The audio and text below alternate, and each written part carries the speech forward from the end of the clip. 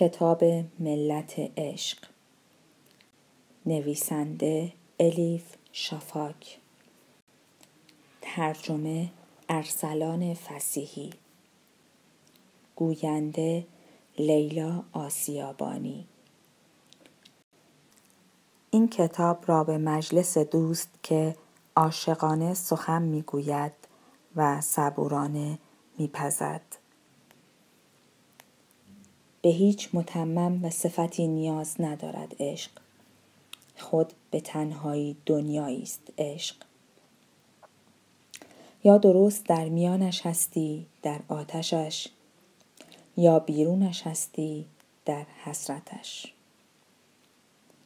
مقدمه. سنگی را اگر به رودخانه‌ای بیاندازی چندان تأثیری ندارد. سطح آب اندکی می شکافد و کمی موج بر می دارد. صدای نامحسوس تاب می آید. اما همین صدا هم در هیاهوی آب و موجهایش گم می شود. همین و بس. اما اگر همان سنگ را به برکه‌ای بیاندازی تأثیرش بسیار ماندگارتر و عمیق‌تر است. همان سنگ کوچک آبهای راکد را به تلاطم در می آورد. در جایی که سنگ به سطح آب خورده ابتدا حلقه‌ای پدیدار می شود. حلقه جوانه می دهد. جوانه شکوفه می دهد. باز می شود و باز می شود. لایه به لایه. سنگی کوچک در چشم به هم زدنی چهاکه نمی کند.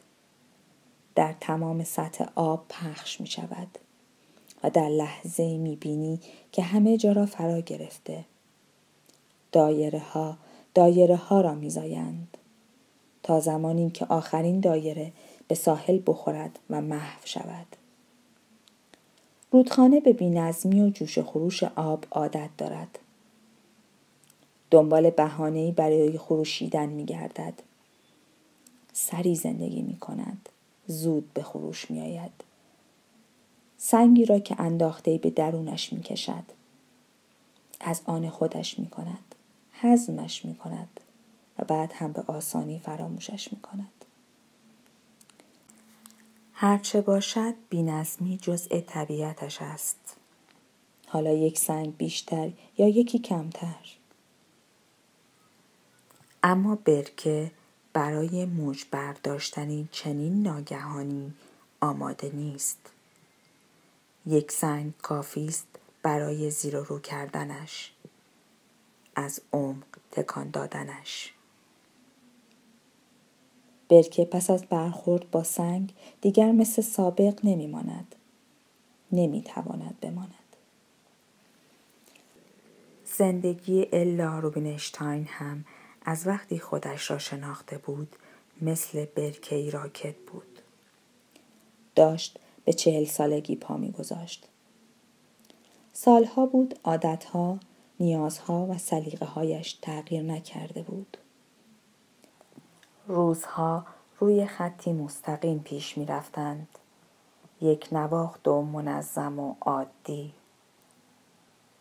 به خصوص در 20 سال اخیر همه زندگیش را جز به جز با توجه به زندگی زناشویش تنظیم کرده بود. همه آرزوهایش، همه دوستان جدیدش، حتی کوچکترین تصمیمهایش هم به این وابسته بود. یگانه قطب نمایی که سمت و سوی زندگیش را تعیین می کرد خانه و خانواده اش بود. شوهرش دیوید دندان پزشک مشهوری بود. مردی فوق‌العاده موفق در کارش. با درآمد بالا. پیوندشان چندان عمیق نبود. الا متوجه این مسئله بود. اما اعتقاد داشت در زندگی مشترک، به خصوص در زندگی‌های مشترکی که مثل زندگی آنها اینقدر طولانی شده، اولویت‌ها چیزهای دیگری هستند. در زندگی مشترک چیزهایی مهمتر از عشق و علاقه هم هست، مثل مدارا با یکدیگر، مهربانی، تفاهم، احترام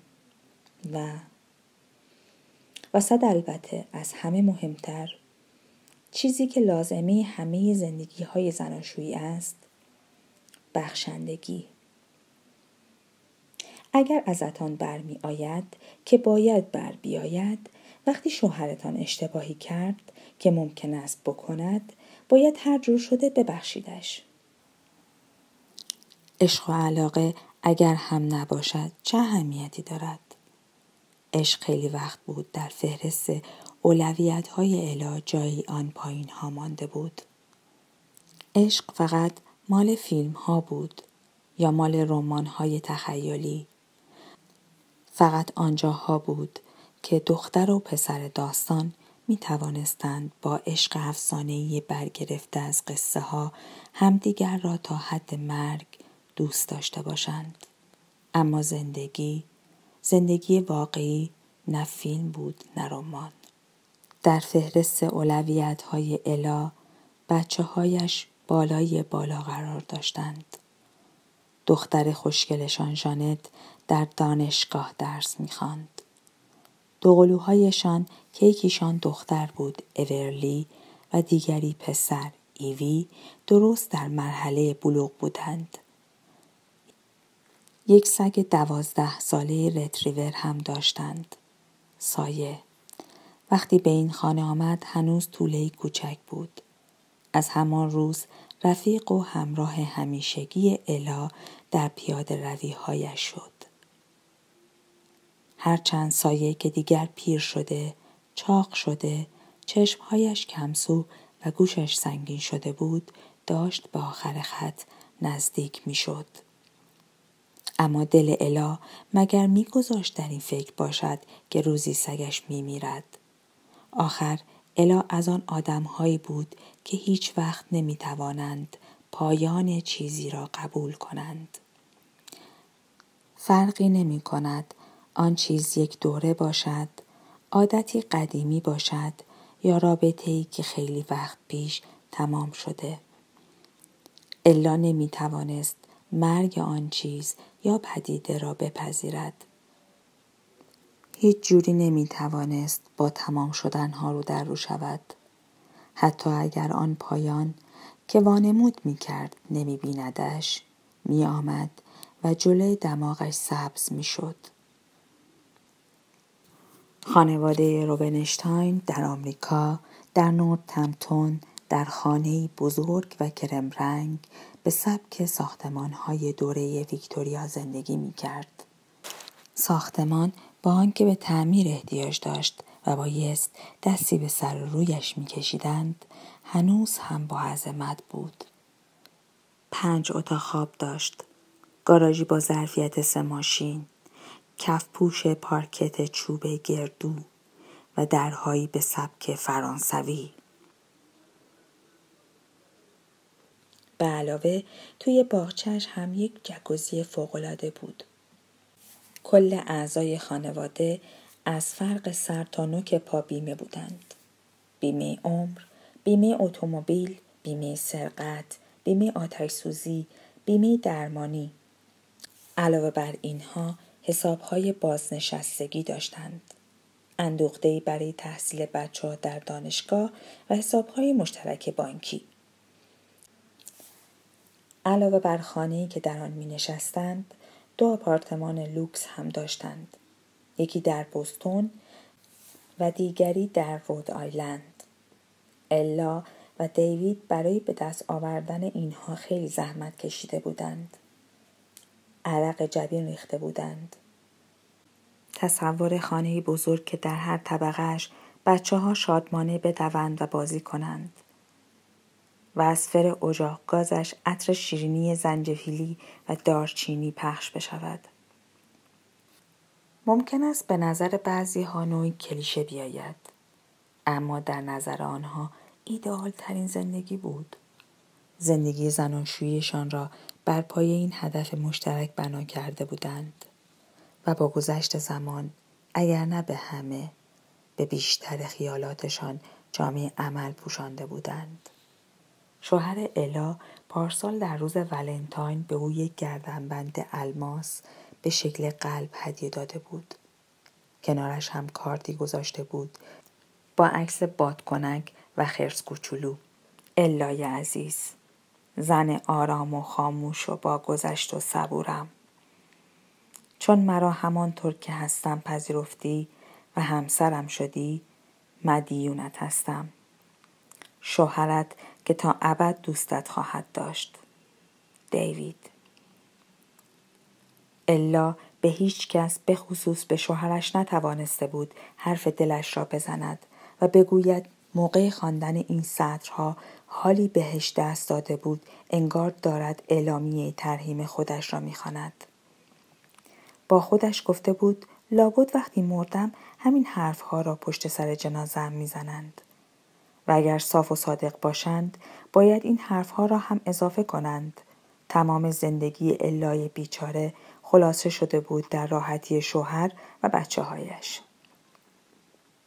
نه علمش را داشت و نه تجربه‌اش را تا به تنهایی سرنوشتش را تغییر دهد. هیچگاه نمی‌توانست خطر کند. همیشه محتاط بود. حتی برای عوض کردن مارک قهوه‌ای که می‌خورد باید مدت‌های طولانی فکر می‌کرد. از بس خجالتی و سر به زیر و ترسو بود، شاید بشود گفت آخر بی‌عرضگی بود. درست به همین دلایل آشکار بود که هیچ کس، حتی خودش هم نفهمید که چطور شد الا روبینشتاین بعد از 20 سال آزگار زندگی زناشویی یک روز صبح از دادگاه تقاضای طلاق کرد و خودش را از شر تحول آزاد کرد و تک و تنها به سفری رفت با پایانی نامعلوم. اما حتما دلیلی داشت. عشق. الا به شکلی غیر منتظره عاشق شد. عاشق مردی که اصلا فکرش را هم نمی کرد و به هیچ وجه انتظارش را نداشت. آن دو نه در یک شهر زندگی می کردند و نه حتی در یک قاره. حتی اگر هزاران کیلومتر فاصله میانشان را در نظر نگیریم، شخصیت‌هایشان هم خیلی با هم فرق می‌کرد. انگار یکی شب بود، دیگری روز. طرز زندگیشان هم زمین تا آسمان فرق داشت. بینشان پرتگاهی عمیق بود. اینکه دو نفر که در وضعیت عادی به سختی می‌توانستند یکدیگر را تحمل کنند، اینطور در آتش عشق بسوزند، پدیده‌ای غیر منتظره بود. اما پیش آمد و چنان سریع پیش آمد که الا حتی نفهمید چه بر سرش می آید تا بتواند از خودش محافظت کند. البته اگر آدم بتواند از خودش در برابر عشق محافظت کند. عشق یک باره از غیب مثل تکه سنگی در برکه راکت زندگی الا افتاد و او را لرزاند، تکان داد و زندگیش را زیر و زبر کرد.